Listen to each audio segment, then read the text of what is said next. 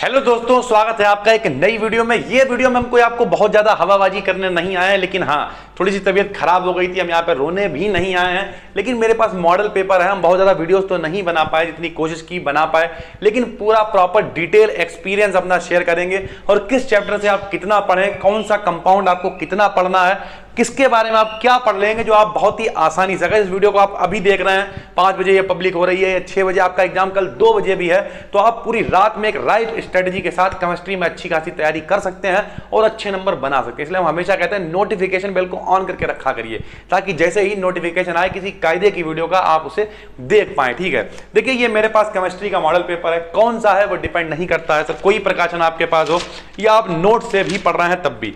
एक एक chapter wise हम आपको, थोड़ी सी वीडियो बड़ी हो सकती है 10-15 मिनट की, लेकिन एक एक चैप्टर वाइज हम आपको बताते हैं कि किस तरीके से कौन सा चैप्टर आपको क्या वैल्यू प्रोवाइड करा सकता है। जैसे पहला चैप्टर है ठोस अवस्था। ठीक है, ठोस अवस्था से सर कोई लॉन्ग नहीं आएगा। देखिए, या तो आपको मल्टीपल चॉइस में क्वेश्चन मिल सकता है, मल्टीपल चॉइस आप मॉडल पेपर से देख लेंगे। ठीक है, उसके बाद इससे जो है एक क्वेश्चन बनता है बहुत जरूरी और इंपॉर्टेंट, संकुलन क्षमता ज्ञात करने वाला। सर आपसे कहेगा संकुलन क्षमता ज्ञात कीजिए, वो एफसीसी की पूछ सकता है, बीसीसी की पूछ सकता है, और प्रॉपर इसमें दे रखा है आप संकुलन, यहां तक कि जो इस साल का यूपी एमएसपी का पेपर है उससे रिलेटेड आपको संकुलन क्षमता उसमें भी दे रखी है, आपको पता होना चाहिए। तो संकुलन क्षमता हो गई। ठीक है, छोटे छोटे टॉपिक हैं, शॉर्ट की दोष है, फ्रैंकेल दोष है, एफ केंद्र हो गया। ठीक है, और न्यूमेरिकल, जो हमने कल न्यूमेरिकल की वीडियो बनाई थी, ज्यादातर लोगों ने देख ही ली होगी, नहीं देखी है तो उसमें हमने कुछ 2-3 न्यूमेरिकल्स आपको बताए थे।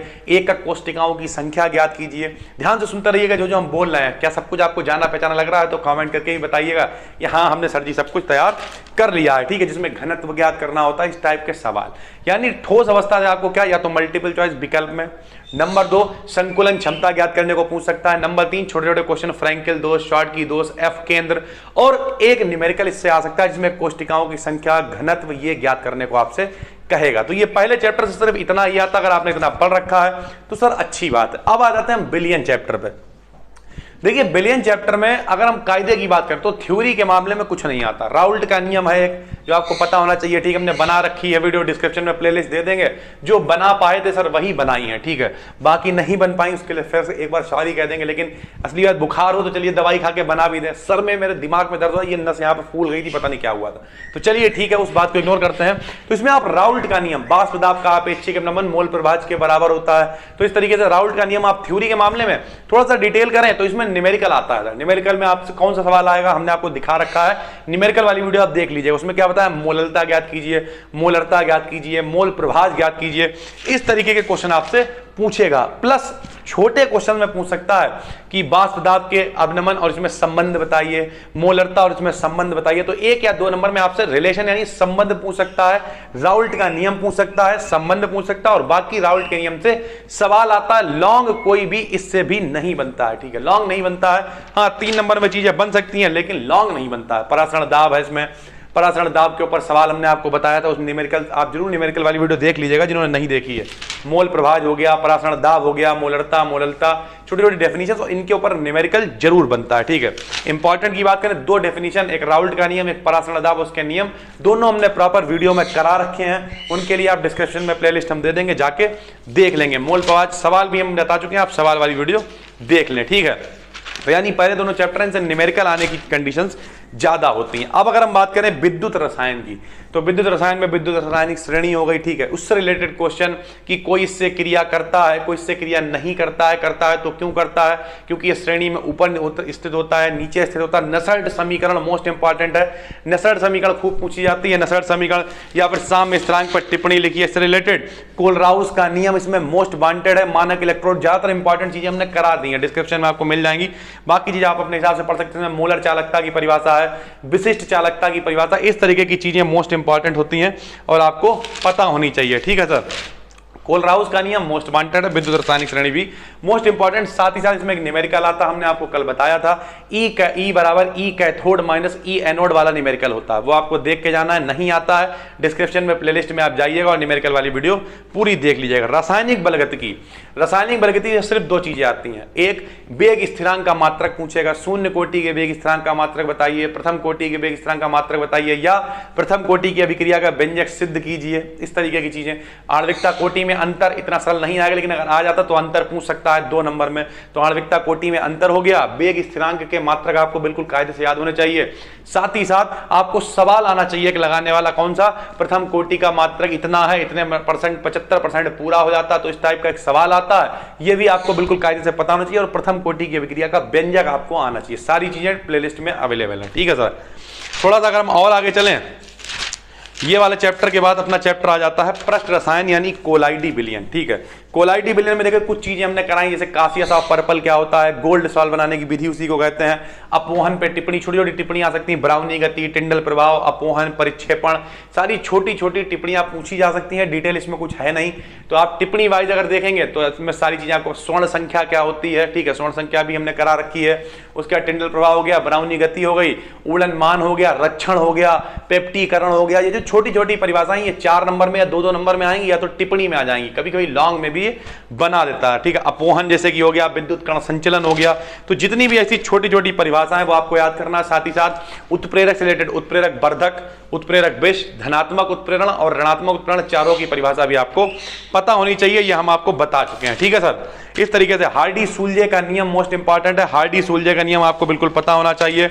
बाकी ये टिंडल प्रभाव वगैरह सब आप आसानी से पढ़ लेंगे, ठीक है। उसके बाद आ जाता है पी ब्लॉक के तत्व। अब देखो पी ब्लॉक के तत्व में सर काफी सारी चीजें हैं, और वर्ग 15, वर्ग 16, वर्ग 17, वर्ग 18, ये सारी चीजें इसके अंदर आ जाती हैं, ठीक है।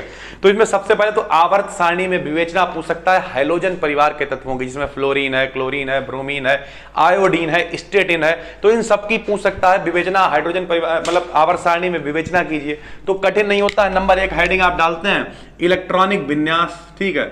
फिर अगर उसके ऊपर माइनस आ रहा हो तो ऋण विद्युतीय लक्षण लिख दीजिए, प्लस आ रहा हो तो दूसरी हेडिंग धन विद्युतीय लक्षण डाल दीजिए। जितने वो देता है या लेता है वो उसकी ऑक्सीकरण अवस्था हो जाती है, यही एक हेडिंग संयोजकता बन जाती है। अगर उसके ऊपर प्लस आ रहा है तो धन विद्युतीय लक्षण हो जाएंगे, और माइनस आ रहा है तो ऋण विद्युतीय। अगर वो धन विद्युतीय है तो वो धातु होगा, ऋण विद्युतीय है तो वो अधातु होगा। इस तरीके की बेसिक चीजों से आप बहुत आसानी से काम को कर पाएंगे। वो तो थोड़ा सा टाइम बिगड़ गया, वरना हम आपके लिए काफी सारी चीजें और भी प्रोवाइड कराने वाले थे। इसमें हैबर विधि मोस्ट इंपॉर्टेंट है, आपने शायद पढ़ रखी होगी। ये सारी चीजें डिस्क्रिप्शन में आप देख सकते हैं। अक्रिय गैसों के उपयोग, अक्रिय गैसों की विवेचना, इसके बारे में आप बिल्कुल पढ़ लें बिल्कुल कायदे से। अम्लराज क्या होता है, जिसे हम लोग एक्वारेजिया कहते हैं, इसकी गोल्ड से क्रिया वगैरह पूछ सकता है। प्रयोगशाला में सल्फर डाइऑक्साइड कैसे बनाएंगे, क्लोरीन की डीकन विधि मोस्ट वांटेड है, हैबर विधि, डीकन विधि, शीश कक्ष विधि, संपर्क विधि, सारी चीजें डिस्क्रिप्शन में है। इतना भी कम नहीं है, अभी 24-25 वीडियोस वहां पे, उन सबको आप देख लें, लॉन्ग में आपको मिल जाती हैं, ठीक है सर। बाकी इलेक्ट्रॉन की जो विवेचना है वो तो आपको करनी है। ओस्टवाल्ड विधि है, ओस्टवाल्ड विधि, शीश कक्ष विधि, संपर्क विधि, हैबर विधि, डीकन विधि, ओजोनाइजर में ब्राडी ओजोनाइजर, सीमेन ओजोनाइजर, सीमेन और हाल्स के ओजोनाइजर, ये सारी चीजें आपको पता होनी चाहिए, ये बहुत मोस्ट इंपॉर्टेंट है। सल्फ्यूरिक अम्ल की 2 विधियां होती, शीश कक्ष विधि, संपर्क विधि, दोनों हमने पेपर में नीचे डिस्क्रिप्शन में दे रखी हैं, बना रखी हैं। फिलहाल तो आप एक बार मॉडल उठाएं और पलटते चले। अंतरा हैलोजन यौगिक, ये भी काफी इंपॉर्टेंट है। डी और एफ ब्लॉक में बता देते हैं। डी और एफ ब्लॉक में, डी ब्लॉक से रिलेटेड थोड़े से क्वेश्चन पूछेगा। क्या पूछेगा, डी ब्लॉक इन्हें संक्रमण तत्व क्यों कहते हैं, ये रंगीन यौगिक क्यों बनाते हैं, उत्प्रेरक के बारे में पूछ लेगा। विकल्प में बोले निम्न में डी ब्लॉक का तत्व कौन सा है, या फिर 5-6 हेडिंग, इनकी विवेचना तो नहीं पूछेगा। तो इस तरीके से छोटी छोटी चीजें इनसे रिलेटेड पूछ सकता है। एफ ब्लॉक में क्या पूछेगा, 4 लेंथेनाइट तत्वों के नाम बताओ, 4 एक्टिनाइट तत्वों के नाम बताओ, लेंथेनाइट संकुचन या आकुंचन क्या होता है, इनके उदाहरण सहित समझाओ। बस इस तरीके की 2-3 छोटी छोटी चीजें, इसके अलावा कुछ भी नहीं पूछता है, ठीक है सर। थोड़ा सा अगर हम और आगे बढ़ें तो हमारे पास आ जाएगा उप सह संयोजन यौगिक। इसमें IUPAC नाम लिखने को आते हैं, K4FeCN का होल ऑफ 6, इस तरीके के आ जाते हैं कॉम्प्लेक्स उप सह संयोजन वाले। उनके नाम आपको लिखने होते हैं, 2 आते हैं 2 नंबर में सर, ठीक है। साथ में बर्नर का सिद्धांत यानी बर्नर की थ्योरी आपको पता होनी चाहिए। प्लस एक क्वेश्चन काफी यहाँ पे हाईलाइट में आ रहा है, लिगैंड। आप पढ़ लें, हमने कई यूपी बोर्ड के कई प्री बोर्ड के कई सेट थे, उसमें लिगैंड देखा। UPMSP के पेपर पे लिगैंड है, मॉडल में पीछे लिगैंड दे रखा है, यानी लिगैंड बहुत इंपॉर्टेंट है, पेपर में आ सकता है। बर्नर का सिद्धांत हमने आपको बता दिया। फिर आ गया हेलो एल्केन और हेलो एरीन पे, ठीक है। इसमें हमने आपको इंपॉर्टेंट नेम रिएक्शंस बता रखी हैं। एक बच्चा कह रहा था सर वुड्स फिटिंग अभिक्रिया क्या होती है, तो वुड्स फिटिंग अभिक्रिया लगाना कोई तोप वाला काम नहीं है सर। जब वुड्स अभिक्रिया का है, 2 चीजें होती हैं सर, एक वुड्स और एक वुड्स फिटिंग। जब वुड्स का है तो दोनों सेम ले लो, CH3Cl प्लस का 2Na प्लस का CH3Cl। जब दोनों सेम लेंगे, देखिए इसका CH3 इसका CH3 मिल जाएगा, जब बन जाएगा C2H6, तो ये वुड्स अभिक्रिया हो गई। और वुड्स फिटिंग का है तो सॉरी, अगर आप कुछ लोग मजाक बना रहे हैं, फुटिंग बोल दिया, आप सारे देख रहे हैं आप, ठीक है। तो मान लिया फिटिंग, वुड्स फिटिंग का है, तो यहाँ पे CH3 लिया, यहाँ पे एक जगह पे C6H5 ले लीजिएगा, तो यहाँ पे बन जाएगा CH3 C6H5, तो ये वुड्स फिटिंग हो गई। केवल इतना सा फर्क होता है वुड्स और वुड्स फिटिंग में, बाकी सेम 2NaCl दोनों में बच जाएगा। तो आसानी से आप पढ़ सकते हैं नेम रिएक्शन, बाकी इंपॉर्टेंट हमने आपको बता रखी है, ठीक है। साथ ही साथ इसमें जैसे मान लिया अब हम कुछ कंपाउंड की बात भी यहाँ पे कर रहे थे, मान लिया किसी ने कहा ईथर पे विधि बताइए, ठीक, ईथर है, फॉर्मल्डिहाइड है, एसिटाल्डिहाइड है, तो इसमें सब नहीं पढ़ना होता है। सबसे पहले बनाने की प्रयोगशाला विधि आपको पढ़नी है, पता होनी चाहिए सबकी। प्रयोगशाला विधि के साथ अगर औद्योगिक विधि है तो वो पता होनी चाहिए, अगर नहीं है तो कोई बात नहीं। प्रयोगशाला विधि, औद्योगिक विधि, और कम से कम 2 रासायनिक गुण, वो भी कौन से वाले, जैसे फॉर्मल्डिहाइड में कैनिजारो अभिक्रिया होती है, कोई नेम रिएक्शन है तो वो याद कर लीजिए।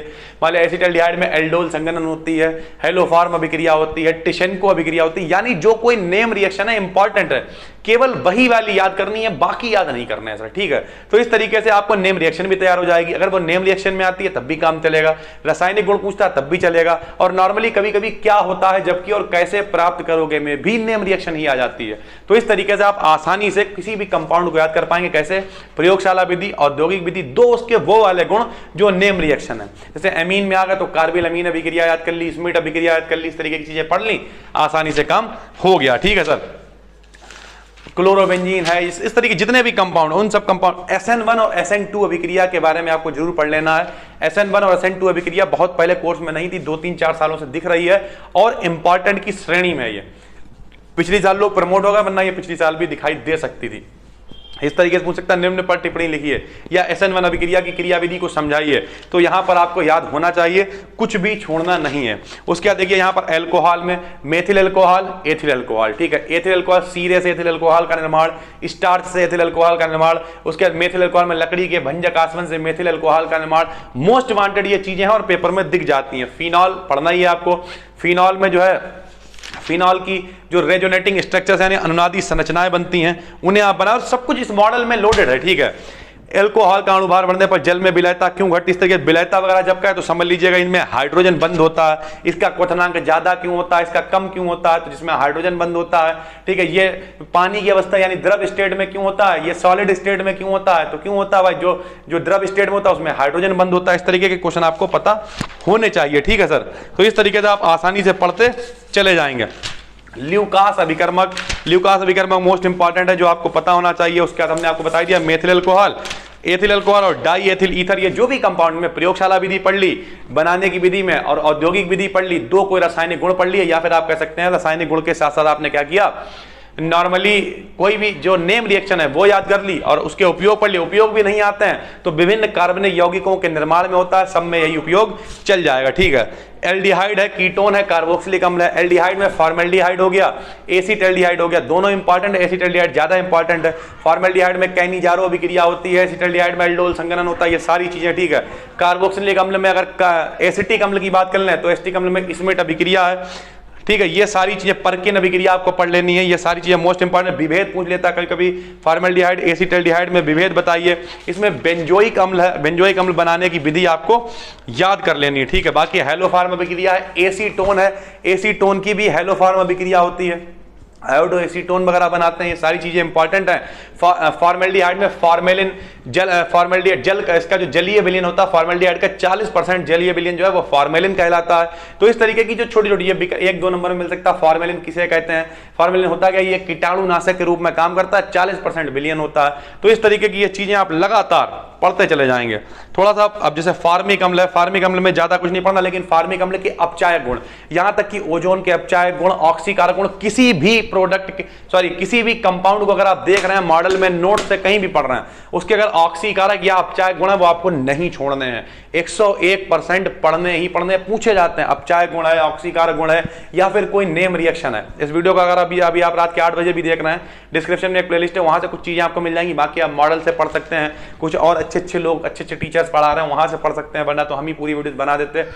लेकिन जो भी चीजें हैं, अब वो सब बकवास करने का टाइम नहीं है, यहाँ पे आपको पढ़ने का टाइम, कल आपका आखिरी पेपर बचा हुआ। फिर आखिरी में देखिए नाइट्रोजन युक्त कार्बनिक पदार्थ का, इसमें एमीन बहुत इंपॉर्टेंट है। एमीन के बारे में आपको पता होना चाहिए।